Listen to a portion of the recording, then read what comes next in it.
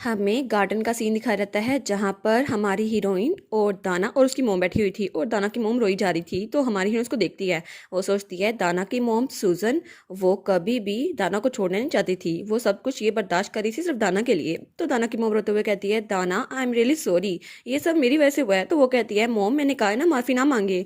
और तब वो बताती है उसने अफीलिया यानी कि सिंथिया की मॉम से दाना के फादर के मेडिकल बिल्स के लिए कुछ रकम उधार ली थी और जब उसके फादर गुजर गए तो उसके पास दाना को कहीं और भेजने के लिए पैसे नहीं थे। तो उसके पास कोई चॉइस नहीं थी कि वो उसे अपने साथ ही रख सके। तो हमारी कहती है वो डेप्थ वो तो मैंने माफ़ करवा दिया। तो वो कहती है क्या सच में? तो हमारी कहती है ओ फिक्र ना करे, वो मेरी पॉकेट से नहीं गया, अफीलिया वो खुद ही माफ़ कर देगी। और हमारी उन सोचती है जिस तरह के उसे हालात चल रहे हैं ना वो इनसे पैसे नहीं मांगने वाली। और वो कहती है यही तो टेस्ट ऑफ पावर है ना। वो कहती है मैंने कहा था ना कि मैं आपको फ्री कर दूंगी, तो आप लोग कहाँ पर रहेंगे? तो वो कहती है मैं इतनी भी शेमलेस नहीं हूँ। हालांकि मेरी बेटी का फ्यूचर की कंसर्न है लेकिन मैं इसको मना नहीं कर सकती। आपसे दाना जहाँ रहना चाहेगी ना मैं वहीं पर रहूंगी। तो हमारी कहती है अच्छा दाना तुम कहाँ पर रहना चाहोगी? तो दाना कहती है मैं तो आपकी बात मानूंगी, जहां आप कहेंगी मैं वहीं पर रहूंगी, जहां आप रहेंगी ना मैं भी वहीं पर रहूंगी। और वो कहती है मैं तो हमेशा आपको सर्व करूंगी माय लेडी। तो हमारी हीरोइन उसको देखती है और तब स्माइल करती है। वो कहती है थैंक यू लेकिन नो। तो वो कहती है क्या लेकिन क्यों, क्या मुझ में कोई कमी है? वो कहती है नहीं नहीं ऐसी बात नहीं है, तुम कुछ भी बन सकती हो और उस कुछ भी बनने के लिए तुम्हें नया एनवायरनमेंट चाहिए होगा और तुम्हें किसी का सर्वेंट बनने की जरूरत नहीं है और तुम मुझे सर्व किए बगैर भी बहुत अच्छी लड़की बन सकती हो। इसलिए अब तुम्हें अपनी मॉम की भी फिक्र करने की बिल्कुल भी जरूरत नहीं है, तुम अब उनके साथ रह सकती हो, तुम लोग एक फैमिली की तरह रहना। और वो कहती है लेकिन तुम लोग यहाँ पे रह सकते हो, काम बेशक कहीं और कर लो लेकिन आप लोग यहाँ पे रह सकते हैं। और तब वो कहती है येलोइज क्या तुम इन लोग को गाइड करोगी? तो येलोइज कहती है जी जी। तो दाना की मॉम बहुत ज्यादा रोने लग गई थी। तो हमारी कहती है आपकी स्किल्स के साथ मुझे लगता है आपको जॉब मिलना मुश्किल नहीं होगा। तो वो कहती है thank you so much your grace, मैं इस बात को कभी नहीं भूलूंगी, अपने मरने तक भी नहीं। तो दाना तब वो भी स्माइल करती है। वो दिल में सोचती है यंग लेडी मैं भी कभी कोई ऐसी बनूंगी जो आपको रिपे कर सके। और तब उसकी quest save the child complete हो गई थी और रिवार्ड के तौर पर उसे 2000 कैश टिकट मिला था।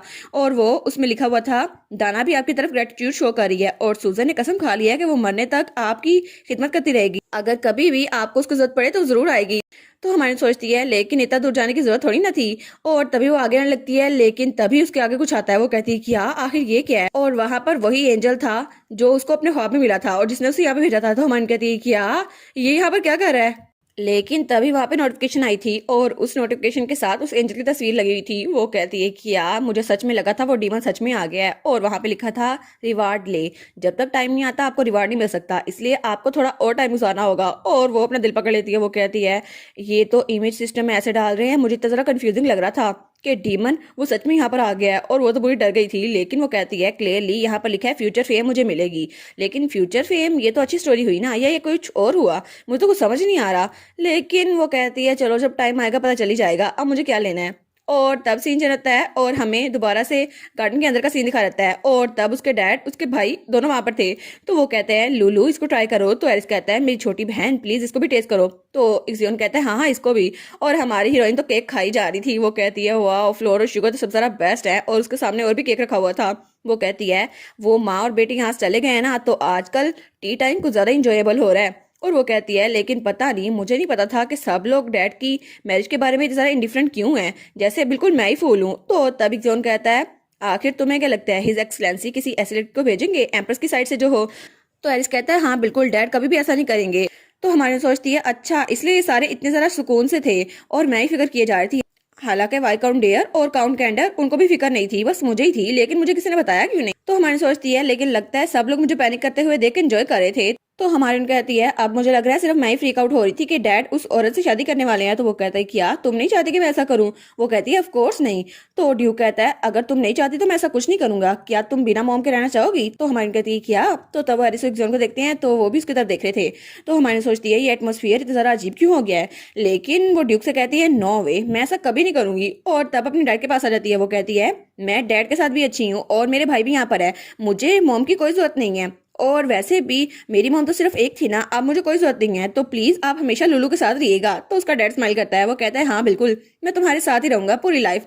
तो हम कहती है क्या पूरी लाइफ? और वो सोचती है लगता है कि मेरी मॉम सच में डैड का ट्रू लव थी, लेकिन क्या सच में वो बाकी पूरी लाइफ सिंगल रहने वाले हैं क्योंकि मैंने ये कहा है। और उसके बाद सीन चलता है और हमें वही माना स्टोन दिखा रहता है जो ब्लैक कलर का था और उसके बारे में सबको पता चल गया था ये ब्लैक गोल्ड है और उसमें बहुत ही ज्यादा प्योरिटी और डेंसिटी थी और हर कोई इसके बारे में बातें किए जा रहा था। और ये फैक्ट कि ये न्यूली स्टैब्लिश गिल्ड ने बनाया था, इसकी वजह से इसकी कीमत और ज़्यादा बढ़ गई थी।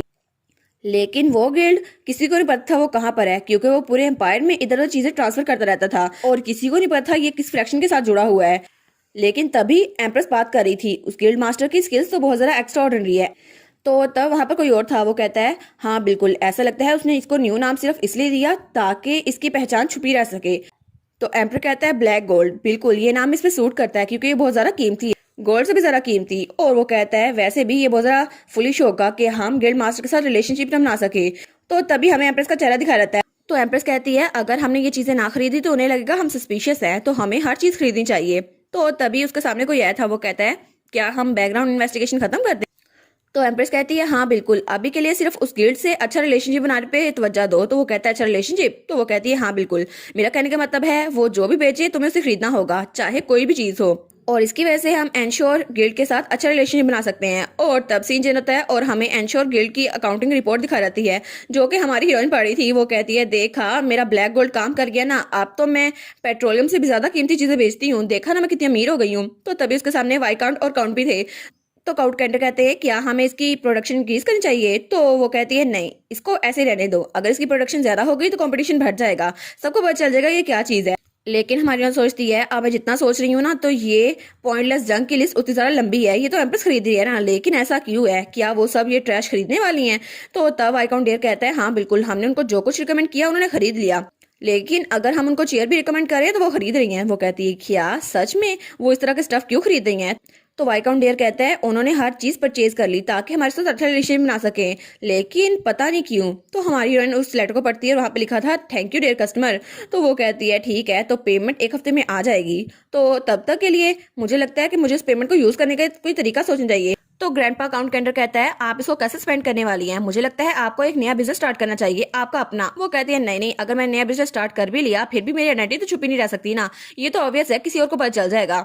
और वो सोचती है वैसे भी सबको लगता है कि माना स्टोन का बिजनेस बिल्कुल फ्लॉप चला गया था, बिल्कुल फेलवर है, और उनको लगा होगा कि मैं नाकाम हो गई हूँ, लेकिन इसकी वजह से मेरे पास एंडलेस मनी आ रही है, उनको ये बात पता नहीं चले दे सकती। और हमारी कहती है और अगर उनको पता चल गया ये बिजनेस कामयाब हो गया है तो वो मेरी अकाउंटिंग रिपोर्ट को चेक करेंगे। तो वाइकाउंटियर कहता है किसकी हिम्मत के लेडी के अलाउंस के चेक करे। तब काउंट कैंटर कहता है हाँ बिल्कुल, वैसे भी कॉशियस रहने में कोई भी बुराई नहीं है। तो हमारी सोचती है हाँ बिल्कुल, वैसे भी मुझे लगता है कि जैसे मनी लॉन्ड्रिंग करते हैं ना, मुझे भी वैसा तरीका इस्तेमाल करना चाहिए। और वो सोचती है लेट्स सी, मूवीज में तो कुछ ऐसा होता है कि मनी लॉन्ड्रिंग के लिए रिपेयर शॉप्स, होटल या लॉन्ड्रोमेट बनाए जा सकते हैं जहाँ पे वॉशिंग मशीन होती हैं, लेकिन होटल्स में तो कोई कस्टमर होता नहीं है, लेकिन फिर भी रिजर्वेशन हमेशा फुल होती है, इसकी वजह से वो ब्लैक मनी व्हाइट हो जाती है। तो तब वो कहती है ठीक है मैंने डिसाइड कर लिया। तो वाइकाउंट कहता है क्या डिसाइड किया आपने। तो हमारी कहती है मैं एक नया बिजनेस स्टार्ट करने वाली हूँ, क्या आप लोग ज्वाइन करने वाले हैं। तो दोनों कहते हैं जी बिल्कुल, हम तो तैयार हैं। तो तब वाइकाउंट डेयर कहता है अगर आप कुछ भी करिए मैं आपको सपोर्ट करूंगा, चाहे कोई भी चीज हो। तो काउंट कैंटर कहता है हाँ बिल्कुल, मुझे पता है बहुत ज्यादा क्लेवर है, लेकिन इस बार आप कौन सा बिजनेस बनाने वाली हैं। तो हमारी हीरोइन बड़ी मिस्टीरियस स्माइल करती है और कहती है एक चिकन शॉप। तो वो लोग कहते हैं क्या चिकन शॉप। तो हमारी कहती है बिल्कुल, पहले मेरी बात सुन लो। और वो सोचती है ये तो एक 5 साल की बच्ची की वेटरनर चिकन शॉप है। तो हमारी कहती है लेकिन हमारी दुनिया का सबसे अहम सवाल, जब भी कोई फॉरेनर साउथ कोरिया में आता है तो उसको क्या खिलाते हैं। हाँ बिल्कुल, उसको चिकन खिलाते हैं, और उसकी वजह से मैं इस दुनिया में आई हूँ, तो मैं भी सबको चिकन ही खिलाऊंगी ताकि मेरी मनी लॉन्ड्रिंग वो छुपी रह सके। और तब वहां पे उसके सारे वेजल्स थे और वो चिकन बेच रहे थे। हमारी कहती है हाँ बिल्कुल, उनको चिकन खिलाना है। तो वहां पर आम लोग भी थे, वो लोग कहते हैं कि आज चिकन, लेकिन क्या ये फ्राइड चिकन है। तो दूसरा कहता है हाँ हाँ, लेकिन ये लोग कह रहे हैं ये फ्री में मिल रहा है। तो बच्चे कहते हैं वाह, हमने तो कभी भी ये नहीं खाया, और ये तो यंगेस्ट प्रिंसेस फ्री में दे रही है। तो दूसरा बच्चा कहता है कितनी डिलीशियस स्मेल आ रही है ना। लेकिन वहां पर एक मोटा सा आदमी आता है, वो कहता है नहीं, ये हम लोग को ट्रीट करने वाली है, लेकिन इसका मतलब है ये चिकन को शो ऑफ कर रही है। आखिर इन्होंने हमें समझ क्या रखा है, हम भिखारी हैं जो ये फ्री में दे और हम खा ले। तो दूसरा कहता है अगर तुम्हें फ्री में नहीं खाना तो तुम यहाँ पर आए क्यों हो। तो वो आदमी कहता है अगर तुम लोग को हमें कुछ खिलाना ही है तो बीफ खिलाओ ना, ये चिकन क्यों खिला रहे हो। तो वो लड़की तो बड़ी गुस्से में आई हुई थी, लेकिन वो उसके सामने कुछ नहीं बोलती।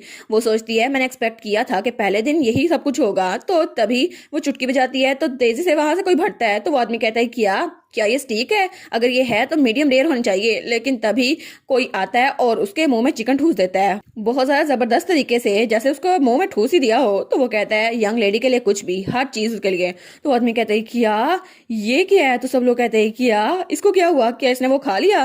और वो आदमी तो अपने मुंह पे हाथ रखे हुए था। वो सोचता है मुझे ये खाना पड़ेगा, तो सब लोग उसी को देखे जा रहे थे। वो सोचते हैं क्या इसका टेस्ट इतना ज़रा बुरा है। लेकिन तभी वो आदमी, वो तो बहुत ज़्यादा खुश हो गया था। वो कहता है ये टेस्ट कैसा है, मैंने कभी भी कोई चीज़ ऐसी टेस्ट नहीं की। तो तभी वहां से वो दोनों भी कहते हैं लेकिन इसने कभी ऐसी चीज़ टेस्ट नहीं की, तो हमें भी टेस्ट करना चाहिए। तो तब वहां पे येलो एक आती है। वो कहती है आप लोग क्यूरियस हैं, तो फिर आप लोग को खाने के लिए ये सब कुछ मिलेगा। और वहां पे चिकन था सबके हाथों में। वो कहते हैं अभी आपको 60 सेकंड के अंदर ये सब कुछ रिवील हो जाएगा, इसका टेस्ट कहता है। तो वो लोग कहते हैं क्या, लेकिन वो कहते हैं आखिर ये क्या हो सकता है जो इसका टेस्ट इनको इतना अच्छा लग रहा है। लेकिन 60 सेकंड बाद सब लोग उसके दीवाने हो गए थे। वो कहते हैं ऐसी क्रिस्पीनेस तो हमने कभी भी टेस्ट नहीं की। तो दूसरा कहता है वाह, आखिर इस पे कौन सी सीजनिंग यूज की गई है, मैं तो इसे खाते खाते मर भी जाऊंगा। और बाकी सारे बड़े जरा खुश हो गए थे। वो कहते हैं इसके इंग्रेडिएंट ये तो बिल्कुल आम से हैं, लेकिन ऐसा लगता है कि ये बहुत ही ज्यादा जबरदस्त है। और हमने सुना था कि मर्चेंट गिल्ड ऑपरेट करती है ट्रेड शिप को, और उनके लिए तो ये पीस ऑफ केक है, ये तो बाहर के मुल्कों में भी जाएगा। तो तब हमारी हिरण के पास चिकन शॉप की रिपोर्ट भी आ गई थी। वो कहती है देखा, मैंने फ्री में चिकन बांटा था, लेकिन इसकी वजह से सब लोग को चिकन पसंद आया। और चिकन तो ट्रूली डिवाइन है, मुझे चिकन ही पसंद है। लेकिन अगर मुझे पिज्जा और चिकन में से कुछ चूज करना पड़े तो मैं यहाँ पे चिकन ही बांटूंगी, क्योंकि पिज्जा तो वेस्टर्न डिश है ना, मैं उसको यहाँ पे नहीं बांट सकती। और मुझे पिज्जा के कल्ट को खत्म करना होगा। और तभी वहां पे नोटिफिकेशन आती है आपका चिकन शॉप एक टोटम बन चुका है। वो कहती है टोटम वो क्या होता है। तो वहां पर लिखा था चिकन के हेडक्वार्टर के तौर पर अब आप जो भी मनी यूज करेंगे सबको लगेगा वो चिकन शॉप से आ रही है। लेकिन सब लोग को वो इतना ज़्यादा पसंद आ गई है कि हर कोई आपकी तारीफ ही किया जा रहा है कि यंग लेडी सच में एक सेंटस है, जो कि चिकन कल्ट की सेंटस है। वो कहती है क्या मैं और एक सेंटस। लेकिन वो सोचती है नो मैटर वर्ट, मुझे चिकन कितना ज़रा पसंद हो, लेकिन मैं किसी चिकन कल्ट की सेंटस नहीं बनना चाहती। ये लोग पता नहीं क्या बोली जा रहे हैं। तभी वहां पर नोटिफिकेशन आती है कॉन्ग्रेचुलेशन, पूरे एम्पायर में आपका इन्फ्लुएंस बढ़ चुका है और अब आप हर किसी को पसंद है। और तभी इवेंट ट्रिगर होता है। आपके लिए स्पोर्ट, लव और स्टैंड हर किसी के दिल में है, और सब लोग आपको एक गोडस समझते हैं। वो कहती है हैं एक गोडस। तो तभी वहां पे नोटिफिकेशन आई थी अब आपका इन्फ्लुएंस इतना ज्यादा बढ़ चुका है, तो आप फ्यूचर में होने वाली एक क्राइसिस को देख सकती हैं। तो हमारे कहती है क्या एक क्राइसिस होने वाली है, लेकिन उस क्राइसिस का क्या नुकसान होगा। तो तभी नोटिफिकेशन आई थी save us dear reader, reader एक प्लॉग आने वाला है, एक प्लॉग जिसकी वजह से हर कोई बहुत ज्यादा बीमार होगा और मरने लग जाएगा। वो कहती है क्या एक प्लॉग। और तब वहाँ नोटिफिकेशन आई थी वो प्लॉग बाकी कंट्री से शुरू होगा, लेकिन कुछ अर्से बाद वो आपकी कंट्री में भी आएगा, और अगर आपको उस प्लॉग को खत्म करना है तो आपको कुछ ना कुछ करना होगा। तो हमारी कहती है क्या एक बीमारी आने वाली है यहाँ पर, लेकिन मेरे पास तो उसके लिए कोई मेडिसिन भी नहीं है, तो अब मैं क्या करूंगी। और इसी के साथ ये वाला पार्ट यहीं पर ख़त्म। तो आप लोग बताइएगा आप लोग को ये पार्ट कैसा लगा, और वीडियो को लाइक और चैनल को सब्सक्राइब लाजमी कीजिएगा। बाकी वीडियोस का लिंक भी स्क्रीन पर नज़र आ रहा होगा, तो काइंडली उनको भी चेकआउट कर ले। और thank you so much for watching my videos. Stay safe, bye bye.